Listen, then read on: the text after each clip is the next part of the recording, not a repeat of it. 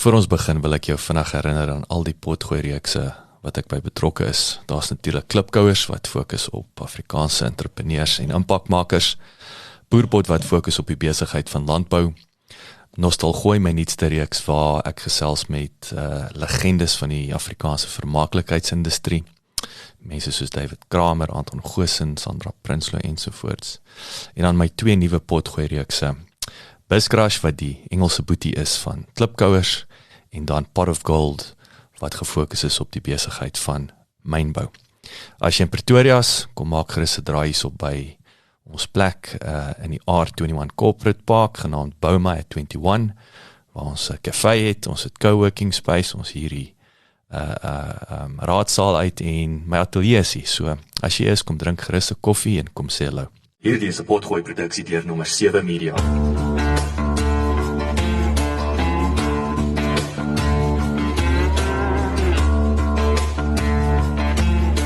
Agri SA het onlangs hulle 2019 kongres in die Maslow Hotel in Pretoria gehou. Dit was 'n baie opwindende 2 dae, baie insiggewend en natuurlik die klem was veral op die 4de industriële revolusie en die impak wat dit op die wêreld gaan hê en natuurlik veral op landbou. Ons het dit goed gedink om 'n paar hoogtepunte in 'n potgooi-reeks saam te vat en episode 1 is die president van Agri SA, Dan Kriek, se presidentsrede. I'm going to have a few slides just to illustrate how we got to where we are and the great levels of uncertainty that we now have in South African society. I will dwell on that. I will speak specifically about the levels of uncertainty that we are experiencing now, and which is not good for economic growth that we all want. And then I will come out strong later on in terms of the protection of property rights. Then I will shift gear and I will go on to what I think we need to talk about, and that is progress and economic growth. Then I will say a few things about climate change.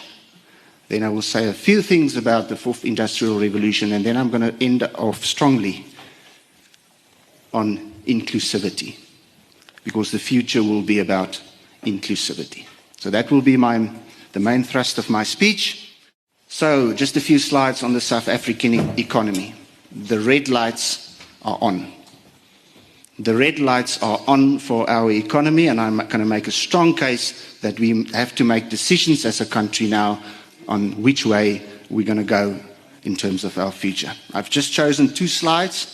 This is the official unemployment in South Africa now, and there's a good reason why that graph is in red. We are now nearing 29-30% unemployment, and what is it? 6 million people without a job.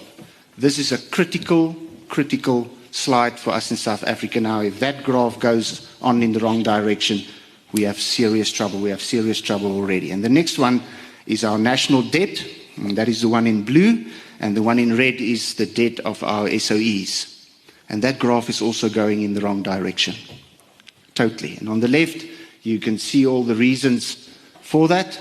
State capture is mentioned there, and all those, I'm not going to read through all of them, but those are basically state capture, Eskom, bailouts of our SOEs, which is putting an immense amount of pressure on South Africa. So that graph is also very disturbing. In agriculture, we know our problems, and I can add a few more there. I think the top 3, I shifted the bullets around a little bit in my preparation. I think policy uncertainty, safety, because just of how it makes people feel that you could be the next target of violence, and then climate change and the drought and the economic effects thereof. 2 slides about uncertainty.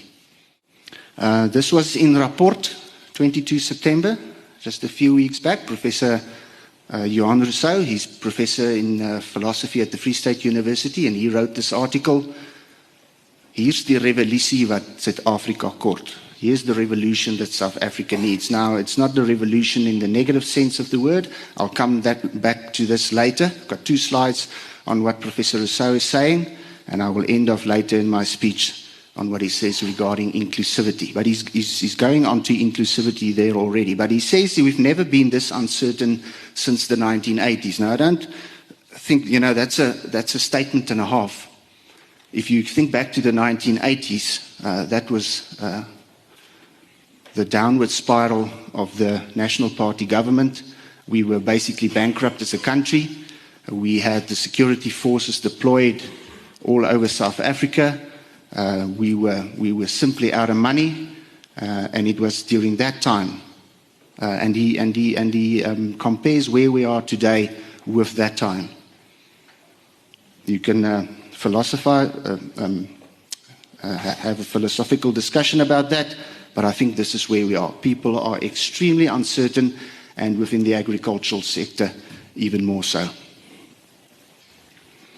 This is a discussion, Dr. Patrice, so good to see you here. This is a discussion that I had with Mike Brown, CEO of Nedbank, at the first Motsepe meeting with the traditional leaders and our kings, basically a year back. So this quote, and I ran it past him and just asked him whether I could use it, and he says, yes, you can use it. And this is what he said. We were outside in the hall and we were having a tea break, and I was asking Mike Brown,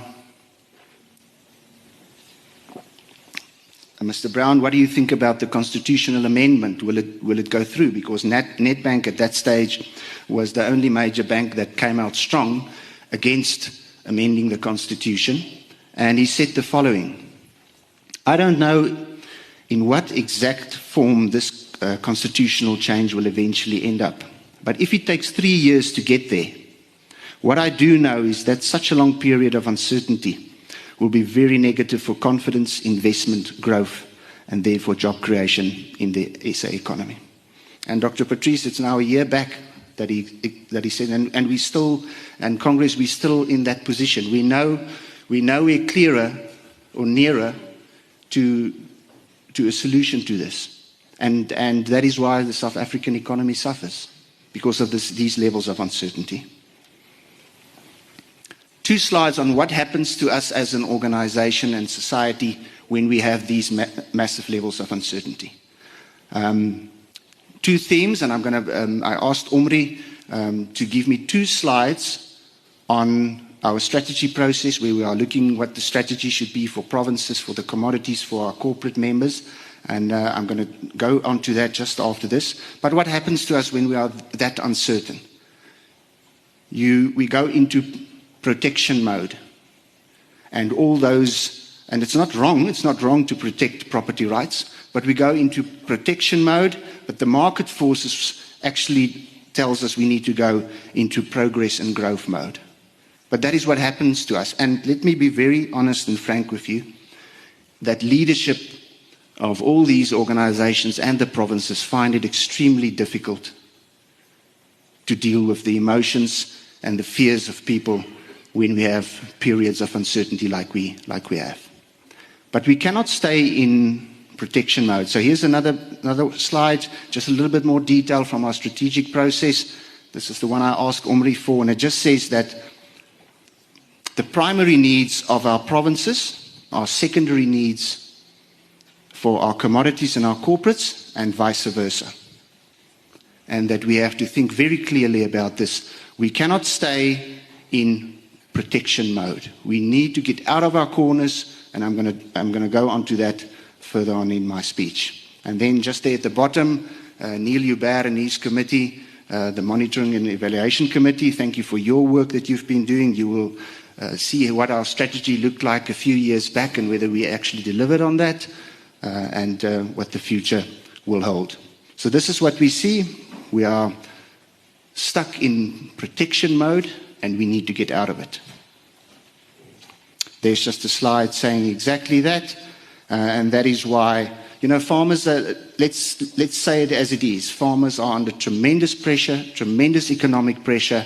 We've got low growth, we've got droughts. It seems like, and I'm not going to go there to say that climate change is permanent. These things all happen in cycles, but farmers are finding it extremely tough out there.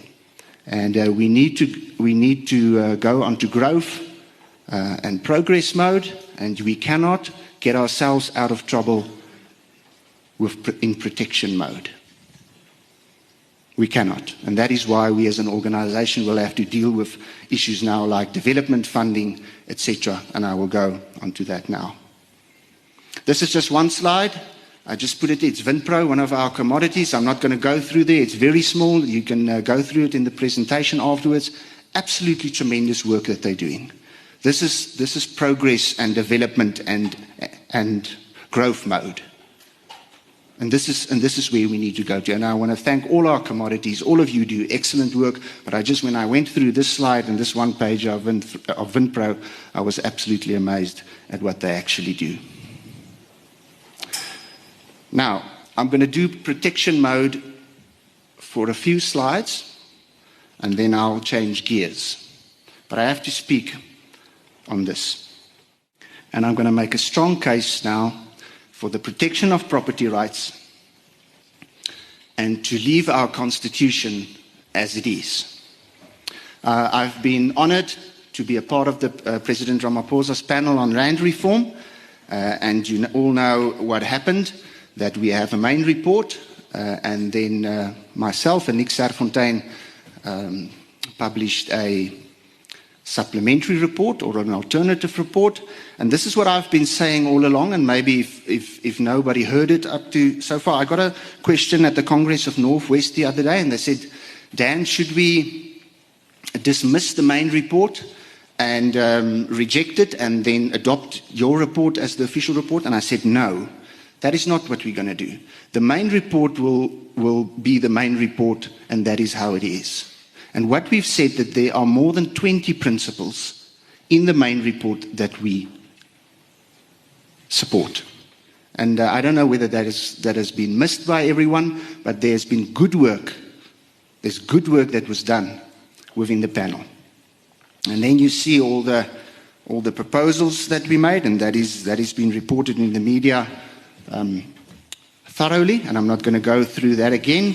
It's just that the bottom two there, we did feel it necessary to give more of an economic spin on the supplementary report and a food security spin on it, and then the bottom one, and that is actually the one that I want to talk about.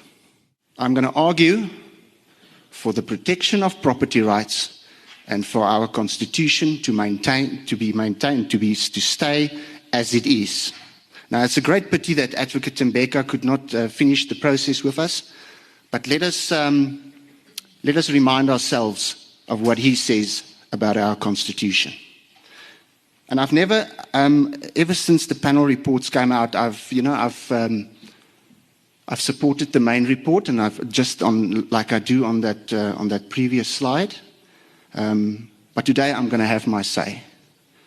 And why I could not go with the main report was the following: that the way that the legal opinions of top constitutional lawyers was being dealt with was opportunistic, and it is as if the panel was hell-bent to come to a political conclusion of some sorts that we need to amend the constitution. And that is not something that I could support. And let me explain this to you. So there you have Advocate Tembeka saying it's not crucial to amend the constitution, and he says that the problem lies elsewhere. He's not the first person to say that. During January, because we lost Advocate Tembeka on the panel, we sourced the legal opinion from Professor Almin du Plessis, and she also said to the panel, the current constitutional framework is not an impediment to effecting land reform. And there she elaborates on that.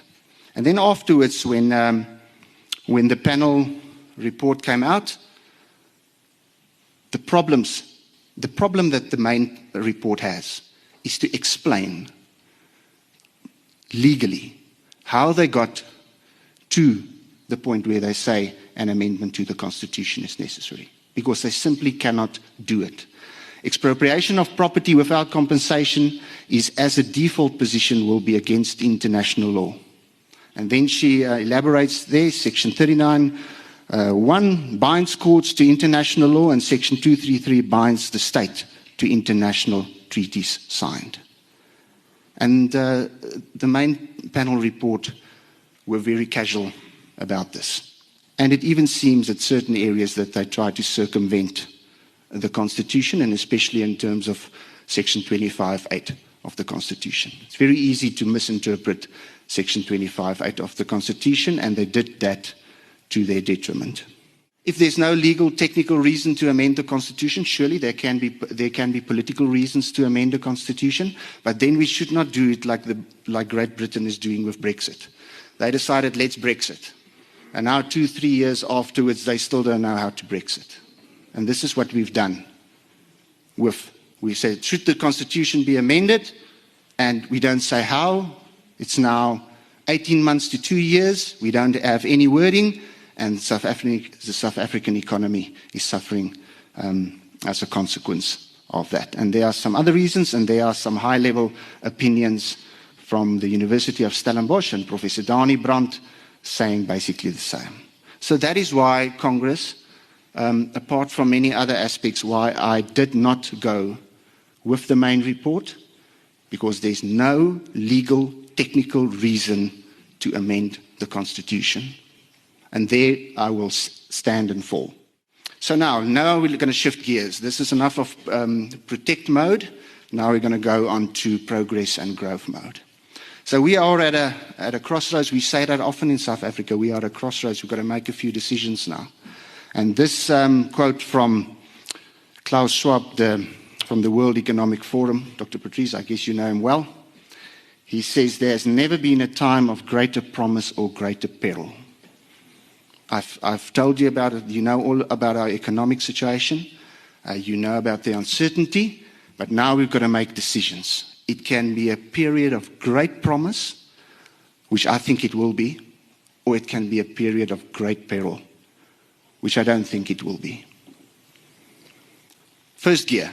Let's put it into first gear. President Ramaphosa has made economic growth the goal of his presidency. I have no doubt about that. And we are part of the PPGI process, where we, with 19 other sectors in the economy, are providing, and with Agbas and a lot of other role players, are providing him with information on how we can grow the South African economy at 5% and more. Congress, 2 and 3% growth is not enough. It is simply not enough. We will have to grow the South African economy at 5% or more, and this is the process that we are a part of. And Jannie de Villiers gave me some feedback. Thank you for that, Jannie. You are actually now in the process where you're working out plans that we need to implement. So this process is very far down the line. It has the President's blessing. He spoke about it in his SONA. And we've got 19 sectors all working together and see how we can get this economy growing. And it basically goes like this. We can get the economy growing. We can create jobs. We can get new farmers into production. We can expand production. We can increase exports. But we need this, and that. And this is what this process is all about. Where the President needs our support, and he will get the support from AgriSA in this regard. First gear, it's your most important gear. Let's move on to second gear. The Minister of Finance, I had this slide in the beginning, who's going to take responsibility? First of all, the President of the country is taking responsibility, and the Minister of Finance is also taking responsibility. And those few bullets that I have there, those are just the points from his new document on economic growth, and that is only the ones that are relevant for agriculture. And we need to support the Minister of Finance. He's going in the right direction. He's showing leadership and he's taking responsibility. And we've made extensive comments on that document, and we will support the Minister of Finance and Treasury in this regard. Third gear. I was in Parliament when the Minister did her budget vote, and she did exceptionally well. And she said all the right things. She focused on the right areas, in my opinion. She spoke about partnerships, and I'm now leading up to partnerships, agricultural finance. I thought she did extremely well. But she did even better when we came to question time. And then she said, what this is all about for her is we need to fix and reimagine. So she was very honest about what is going on in her department, the job that she has, merging the two departments, etc. And she said we need to fix and then we need to reimagine. And that is leadership for me. And then she did something which I thought went unnoticed in the media, but I thought that was extremely important. On a question from one of the opposition parties, I think it was Annette Stein from the DA, on violence, the minister just said, boom, just like that. Yes, of course, that is the case. Yes, of course, our farmers and our farm workers need to be safe on our farms. And I will do my very best and I will work with other departments. And she just simply said it. And I thought that was leadership of the highest quality. So we know we have a good minister. We know we have a strong minister. It was a good day for me to sit there and to just listen to her. A little bit on the fix. This is a very harsh judgment from the Constitutional Court regarding the capacity within the department, and this is where the fix part will come in. And I will only read, this is the Mwelazi judgment, and I will just read that area in green.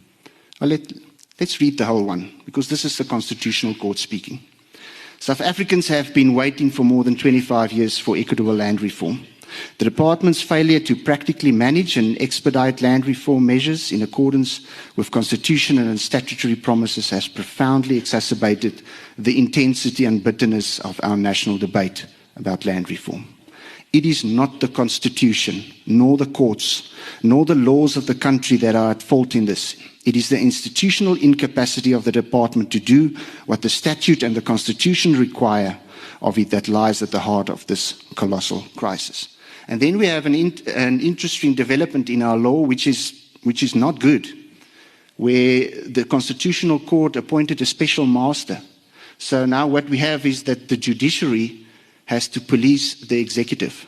And it should not be that way. And that's the message that I wanted to say to the minister, is that let's work together. Let's form partnerships. She spoke about partnerships. Let's have partnerships where we help. And Agri SA has taken that responsibility a long time ago to help. We don't need special masters to help us to do what we know we need to do. And then there are some other cases that I have there at the bottom with far-reaching implications. Fourth gear. Dr. Patrice, I wanted to say fifth gear or sixth gear, but I'm still stuck here. I have to go through the gears now. Fourth gear. And this is, we've been honored, and we are extremely honored to have Dr. Patrice Motsepe with us today. Thank you for making the effort to join us and to come and listen to us. Thank you for the opportunities that you created for us to have partnerships, meaningful partnerships for the first time for most of us with our kings and queens and traditional leaders and black farmers. And you provided us with that opportunity. It's been a great journey. And the sole thing that we, and Dr. Patrice speaks about that a lot, is that we want partnerships between commercial farmers, our kings and queens and traditional leaders, between white and black farmers, so that we can normalize society and that we can have economic growth and that we can take this country forward. And it has been an enormous honor to work with him. We are still, it's work in progress, but from our side, Dr. Patrice, thank you so much. This is what's going to save this country. This is growth and development. This is growth and development mode, and this is what we need as a country. Those are just showing the diversity that we have in our agricultural sector. Those are just some of the projects. We've narrowed them down now. I think we are down to 6 or 7 bankable, profitable, sustainable, viable projects. And they must be commercial, and they must be commercially successful. So that's the work that we've been doing, and that is fourth gear, fifth gear, and sixth gear, in my opinion. This is why I say this. I got this quote from him. He's a Swedish economist in the 80s or so, but he said this. And this is the message, and I wanted to give this to the minister, Dr. Patrice, to everybody on development funding. finance for agriculture. It is in the agricultural sector that the battle for long-term economic development will be won or lost. It's a time of great peril, but it's also a time of great opportunity. Now, I believe it's a time of great opportunity, but we have to make this work. And we've got an enormous amount of energy in the ADA process, in this process with Dr. Patrice. Everybody is working on agricultural finance for new farmers. We got to get this right. If we get it right, we will set this country on a path of long-term economic development. I've no doubt about that. And I just want to say something, Dr. Patrice, you always have this saying, I'm now learning to say the things you say. We will succeed. We will succeed. And there you have a quote from Bill Gates, because this is why we will succeed. This is the best weapon that we have against poverty and hunger. It is the best weapon, so we have to succeed. A few slides on climate change. Who of you know who this young lady is? Okay, so you're all very informed people. If you don't know who she is, you've been watching too much World Cup rugby. This has all happened in the last few weeks. This is Greta Thunberg from Sweden, and I have nothing against her. She's a sweet girl. But the debate on climate change has changed. It has changed, and it has changed in a very significant way. And you can just read what she and what people around her will be saying. You need to get angry and transform that anger into action. And she's not afraid. She's taking on the most powerful people in the world, and this is her speech at the UN that's actually got in the headlines. And they will be angry, and they say they will look at scientific evidence. But remember, there are also so-called scientific evidence that say, let me give an example, that cattle and sheep and ruminants have a far greater effect on global warming, etc., etc. So people like her who are angry and having climate change protests all over the world, I'm afraid of people who have simple answers for complex problems. And there at the bottom she says, we are in the beginning of a mass extinction, and all you can talk about is money and fairy tales of eternal economic growth. How dare you? Now, there's no telling how this is going to play out. I simply don't know how this is going to play out, but I know this is going to be big. And it might have an effect on governments, it might have an effect on their budgets, it might have an effect on agriculture, it might have an effect on consumers, on how they deem agriculture. This is going to have an effect. So what do we do in agriculture? Chris Burgess, I think from Landbou Weekblad, you've been a leader in this. Herlewingslandbou, bewaringslandbou. This is what we know we need to do, conservation agriculture. And we have the responsibility. Again, we come to the word responsibility. To farm in a sustainable manner and an ecologically sustainable manner. Few slides on the fourth industrial revolution. I'm not the expert on that. All I know that what I read about technology and biotechnology and nanotechnology and all kinds of technology, it's that it's going to change our lives in every aspect. And even in aspects that we cannot think of right now. So this is going to be big, and this is what I think it's a good topic for this Congress, to get out of protection mode and to get into growth and progress mode. And let's think about, while we're dealing with all these issues, what will the world look like in a few years from now? How will agriculture look? And we will have to adapt, and we will have to adapt quickly. I've got my last 4 slides, and then I'm done. And this is basically the most important thing that I want to say today, apart from the other things. And it's a few notes on inclusivity. Now, the other day, Dominee Willem asked me to, at Agri Gauteng's Congress, and he said to me, I must speak about a few things that work for me, good habits in organized agriculture, things that work for me. And the first thing that I said is something that does not work for me is when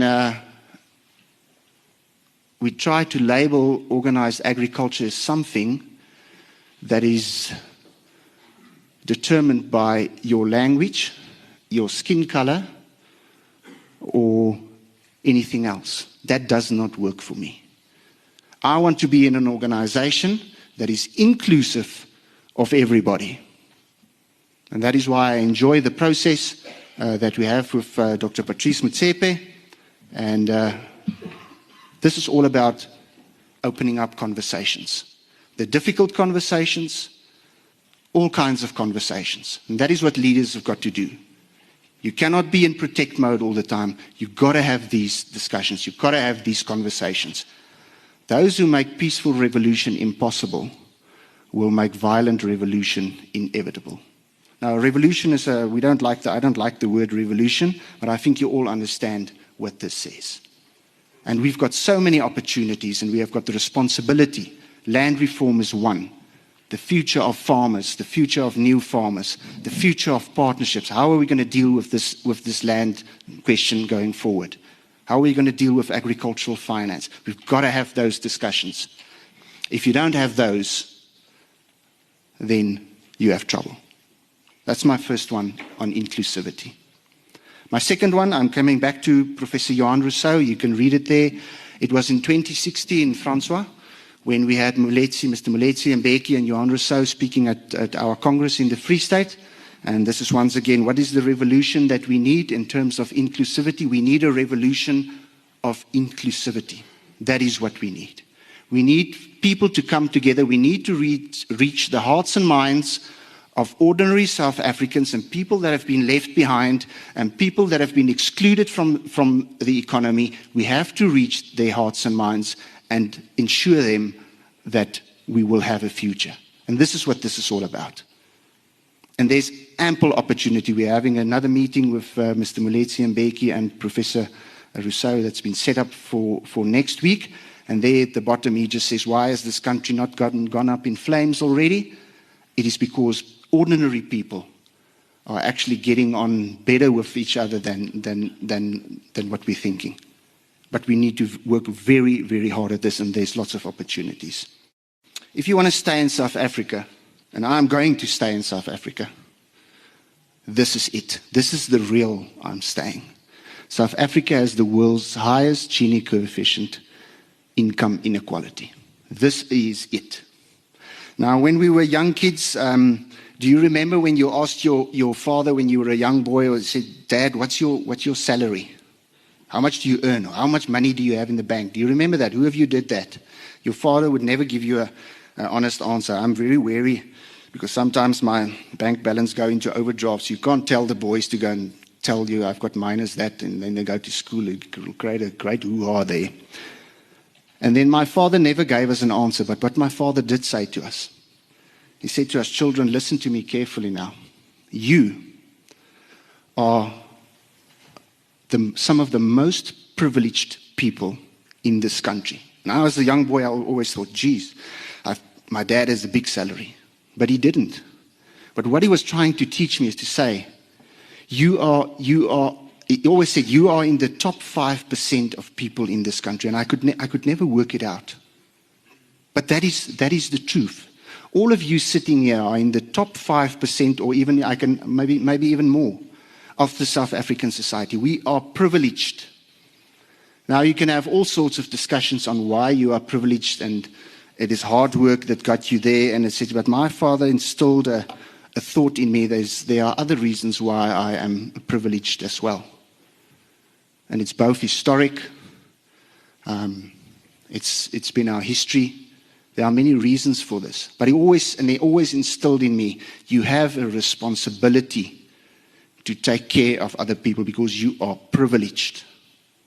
And that for some reason has stayed with me for all my life. So this is my last slide on inclusivity. This is I'm staying in South Africa, and this is where I said to the President Ramaphosa, I'm going to repeat what I said to him. And some people were angry at me for saying this, or they were worried that I said this. And I said, Mr. President, we understand that the colonial era and the 1913 Land Act and apartheid policies had a devastating effect on black people's lives. And secondly, we take co-responsibility with you to try and fix it. And that is all that I'm asking from you and from AgriSA, from everybody. I started off with our economic situation and who's going to take responsibility. This is now, you can argue this any way you want to. You can argue this, what's your responsibility, what's not your responsibility? How much responsibility do we have to take, how much don't we? Of course, we can't take all the responsibility. But we will have to take responsibility. And that is why I'm staying, this is why I'm in organized agriculture, and if I'm privileged to be in organized agriculture, this is what I will spend my energy on inclusivity, on responsibility, and to show leadership and to say, listen, we're going to give everything that we have, we're going to give it the best that we have in terms of our knowledge, our expertise, our energy, our plans. We will work with everybody, we will work with government, we will play our part. And do you agree with me as a Congress?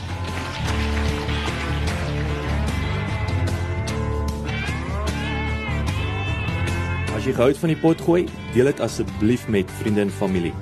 Of besoek ons webwerf by www.agrisa.co.za.